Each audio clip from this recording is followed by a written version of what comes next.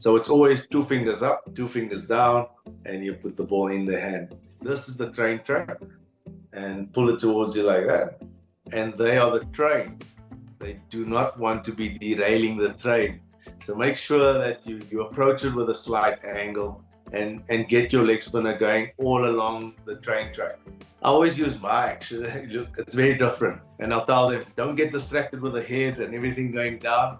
Watch my feet, watch my hips, watch my shoulders.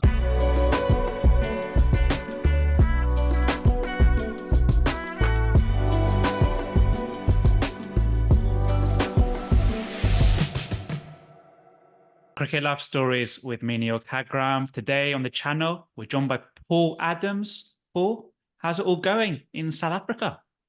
Hi, everyone. Yeah, it's all good.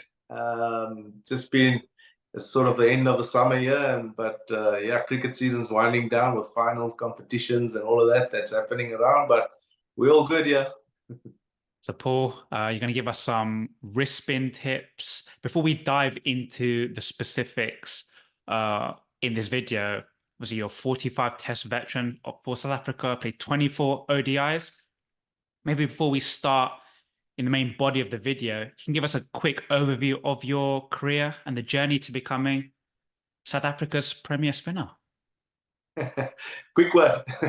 Well, I debuted at the age of 18 back in 1995, and then played for a span of yeah, it's about 9-10 years. I retired playing in first-class cricket in 2008, and then from there on, I've been involved in coaching and been in various structures within Cricket South Africa, franchises, and consulting as well with Cricket South Africa in terms of spin bowling and being a head coach within the system.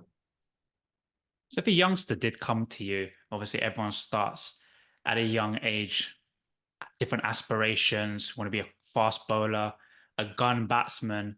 If someone came up to you and said, I want to be a wrist spinner, as a young player, what are the key fundamentals, in your opinion, they should be focusing and practicing first, just starting out with no knowledge at all? Yeah, I think one of the key things for me is first to listen to the player and find out what his character is like. Because being a spinner, you've got to have a good big heart and understand that you will get smacked now and again, especially as a young one coming into the game. And as you go on, you'll start to understand your bowling action, understand your strategies, understand what goes on, and field placement and all of those things that go along with the game. And I think that's one of the key fundamentals in terms is the mental makeup of that player.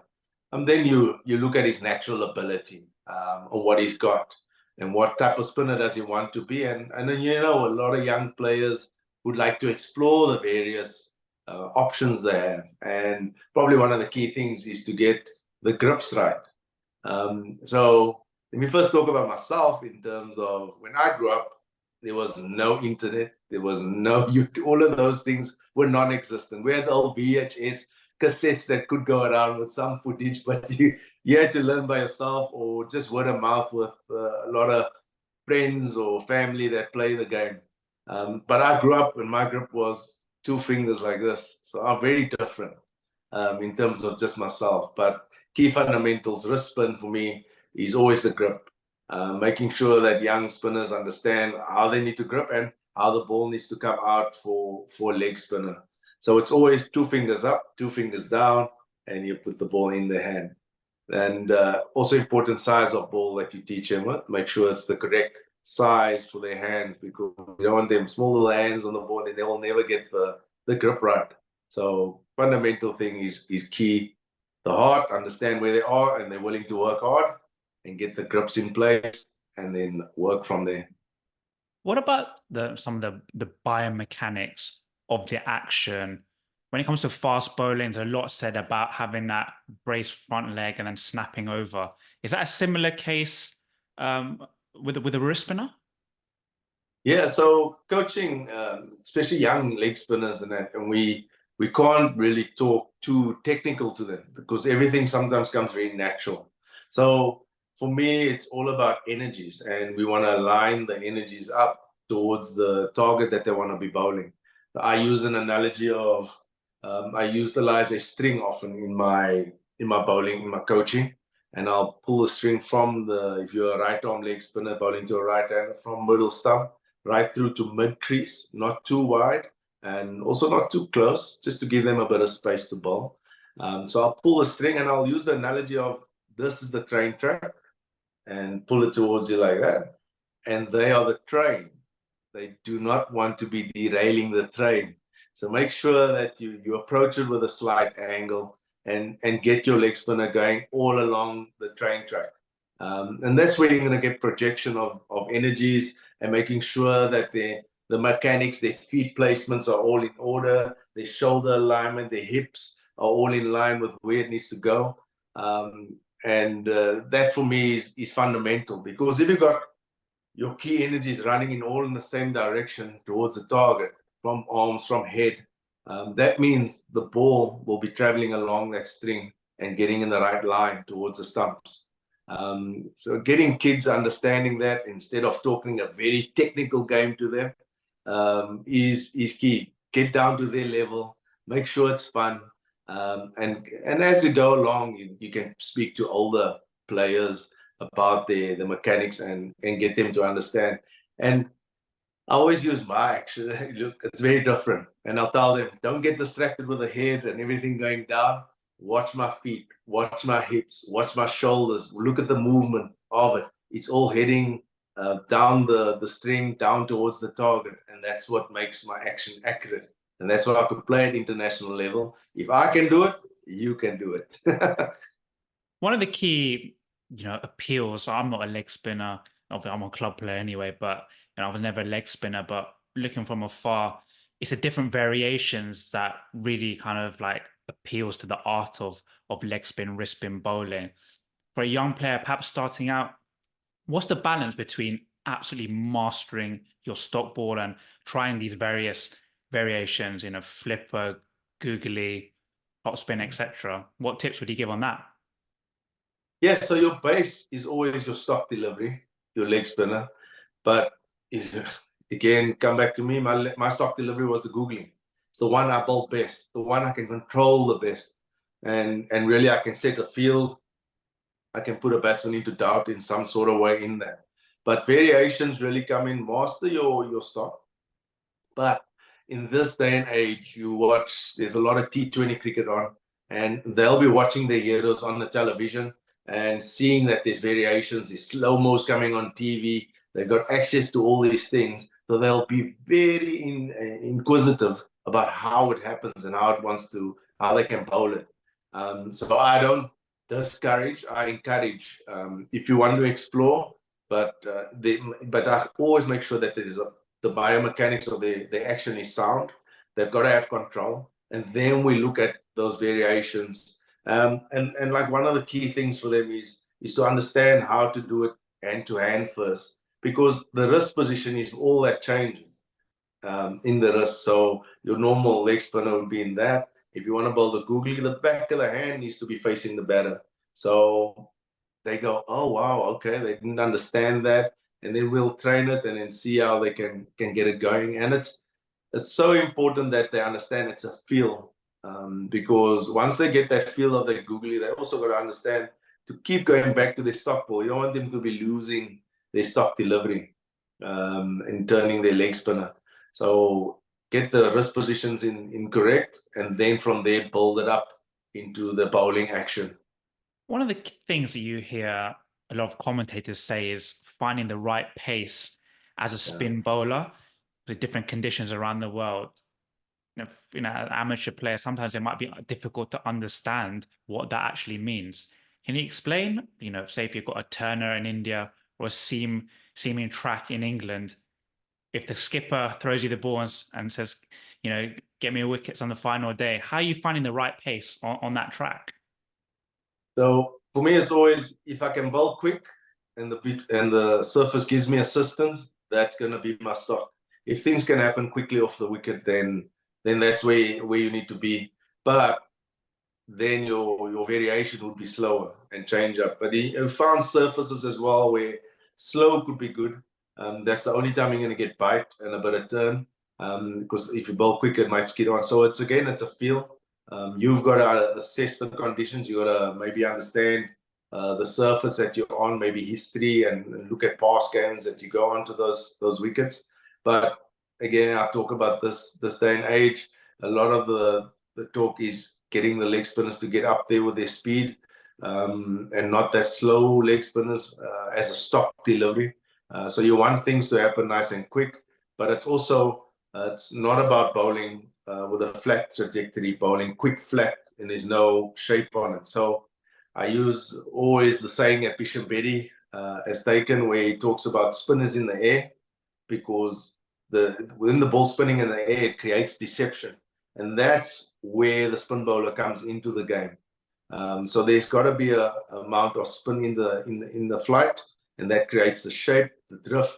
Remember the ball of the century, Mike Gatting didn't get to with the spin of the delivery. It was more how the ball drifted and he shaped towards leg side, and it opened up his off stump for the defense and won't bowl him in the off stump.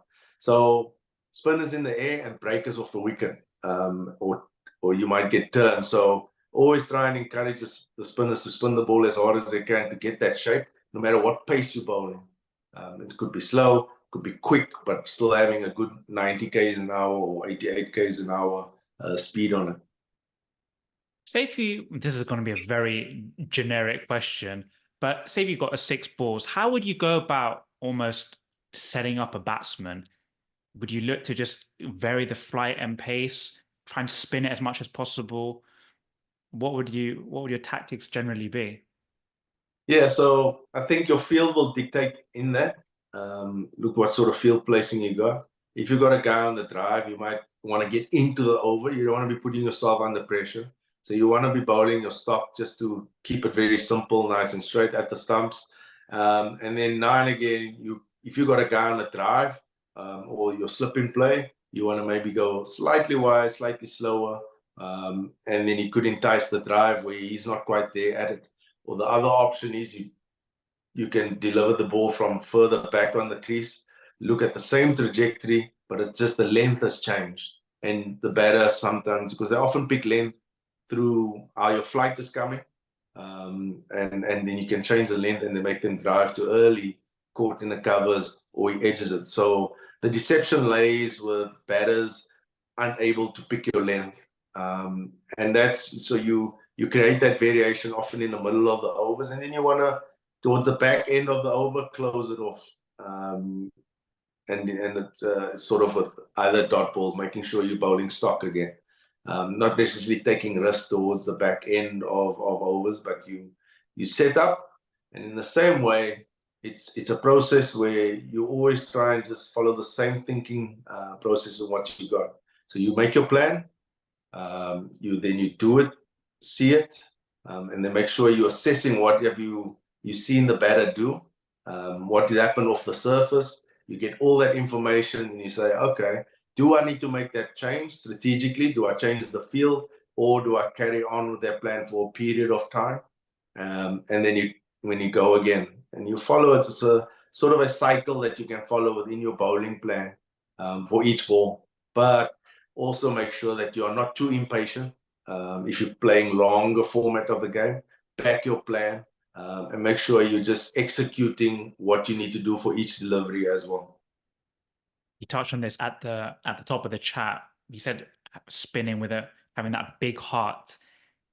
What about dealing with pressure as a spinner? Is it almost that acceptance that you're going to be hit at the ground? Is it almost having that almost belief, keep coming back the next ball, sticking with your plans, etc.? Yeah, I think I would encourage batters often to have a go, have the shots, play a shot at me. It's key to how you can set up a game. Not often, especially at various levels, you might find that batters are struggling to hit the ball for one up the ground, and that they can only whack the ball maybe to the boundary. So if you put a man out and you tell him still, come, let's go with it, whatever, he doesn't understand about knocking ones, or he looks somewhere else for runs. So expect it and almost will it on. If I talk about my strategy sometimes, I used to sit at short leg fielding and talk to the batters to encourage them to play shots. But it's just part of my makeup. You've got to have that heart and that fighting spirit. There are spinners in your teams or characters. They deep thinkers also of the game as they go along. But you've got to have that heart and expect batters to either whack you or they don't have a clue, and that's what keeps bringing you back all the time. And again, you've touched on this in this chat, but the key difference is bowling in the different formats. Red ball, obviously, you got short form white ball cricket and the 50-over game as well. As a spinner, as a wrist spinner, how would your approaches almost differ? Yeah, so longer formats we talk about is first class cricket, 4-day games, 3-day games, where you've got a longer period to set up plans. And also, you might get to the 4th day when there's rough, and then you need to understand bowling in that rough, setting various fields, and knowing where the batter is going to take a risk, what's high risk for him, and open up those areas if you're getting spin, and make him play towards the high risk areas. And that's where you're going to get him out. And then we talk about the 1-day format, the short format. It's more very compact. You got to understand containing batters, knowing where risks are, and then also knowing how to get a batter off strike. Often you'll get the problem lays when there are in batters in, and you are struggling to sort of control them. So knowing where your one ball is and bowling what's variation. So even like a wide, slow delivery is a great delivery to bowl for wicket taker, because there's not enough pace to use it to run down, or they're busy whacking and going across it, and it's quite wide and they hit it straight up in the air. Only really good quality players might hit you over extra cover, but then you just go, good shot, well done. That's cool. But we'll carry on with it and take it from there. But generally, 1-day cricket, you don't want to be too slow. You want to be at the stumps, because that's going to bring most modes of dismissals. And also, if the batter has to look to score, he has to take risks, either go across it or create more room to hit it inside out. So want to be really tight on the stumps and turn from there. Well, Paul, it's been an absolutely fascinating chat. Some amazing tips for wrist spinners of all levels. You've got your academy. Do you want to give that a plug as well for those that potentially want to get in touch with you? How can they do that? We'll put any links in the description of this video. Yeah, thanks. I've started Paul Adams coaching just now, and it's quite late in my coaching, but it's something I'm wanting to do all the years, and I'm going around South Africa currently at the moment, putting up spin bowling clinics. But it's also just not about spin bowling. It's me just exploring the game of cricket to young cricketers, and using all the knowledge I've gathered over the past few years, and just giving it to the people. I've become a more of a consultant, and now I've got a bit more time. So it's something new that I've kicked off, and it's really going well. People have been receptive, and it's been great. So people can go to my social media handles, Paul Adams 39, either on Instagram. I'm on Facebook. I'm on TikTok, all of those things. So there's often videos and clips advertising when I'm around in different cities. I've actually got a cricketer coming down from the UK in May that's made contact through LinkedIn to work with them as well down to Cape Town, and we're going to spend a week together and work on the spin bowling. So it's sort of creating this whole world of its own at the moment. I could be going to India, do some clinics there, so it's quite fun. Very different, as I've always been part of a franchise or a team. But yeah, it's been really cool, and I'm enjoying this journey as something new for me and exploring. Yeah, we'll put all the links for all those handles in the description of this video. But Paul, just to round off this chat, if a young player did come to you for your best piece of advice on wrist spin bowling, what would you tell them? Nah, for me, best advice is just to have that heart, to have that passion, and put that work ethic in, and just love it, and spin the ball as hard as you can. And that's all you can give, really. And you'll have natural ability, and the big work ethic is about getting it accurate, making sure all your ducks are in a row, and understanding what you want to do. But spinning it hard, and you'll go a long way. All perfect. Appreciate your time. Thank you. Now, thank you very much and take care.